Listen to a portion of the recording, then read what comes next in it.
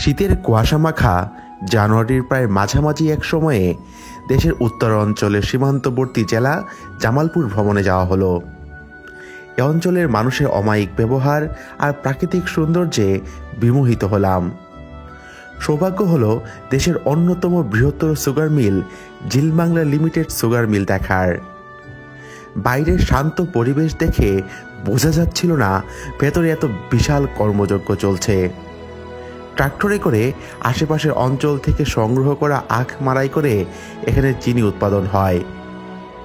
ভেতরে প্রবেশ করতেই বিশাল বিশাল যন্ত্রাংশ দেখে যেমন আশ্চর্য হচ্ছিলাম, সাথে কেমন যেন একটু ভয়ও কাজ করছিল। চারপাশে চিনি উৎপাদন প্রক্রিয়া সুশৃঙ্খলভাবে সম্পাদন হচ্ছে। প্রতিটি মেশিনের কি কাজ তা বুঝে ওঠা আমার পক্ষে কঠিন ছিল, তবে এটুকু বুঝতে পারছিলাম কাঁচামাল আখ থেকে একটা নির্দিষ্ট প্রক্রিয়া মেনে এখানে চিনি উৎপাদন হচ্ছে, যেখানে চিনির গুণগত মান ঠিক রাখার জন্য সকল ব্যবস্থা রয়েছে। মনের মধ্যে কৌতূহল নিয়ে দেখতে থাকলাম এই সুগার মিলের প্রতিটি অংশ, যেন টাইটানিক মুভিতে দেখা সেই জাহাজের ইঞ্জিন রুমে প্রবেশ করেছি, অনেকটা তাই মনে হচ্ছিল।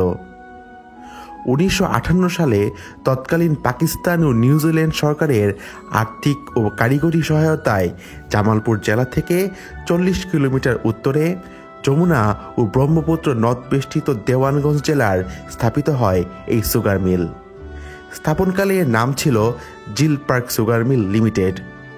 স্বাধীনতার পর প্রতিষ্ঠানটির নাম পরিবর্তন করে জিল বাংলা সুগার মিলস লিমিটেড করা হয়। বর্তমানে Bangladesh sugar and food industries কর্পোরেশনের অধীনে অত্র মিলটি পরিচালিত হয়ে আসছে। যাদের এই সুগার মিলটি দেখার কৌতূহল ছিল, আশা করি তাদের কৌতূহল এই ভিডিওর মাধ্যমে পূরণ হয়েছে। চলুন ভিডিওর বাকি অংশে দেখতে থাকি এই বিশাল সুগার মিল।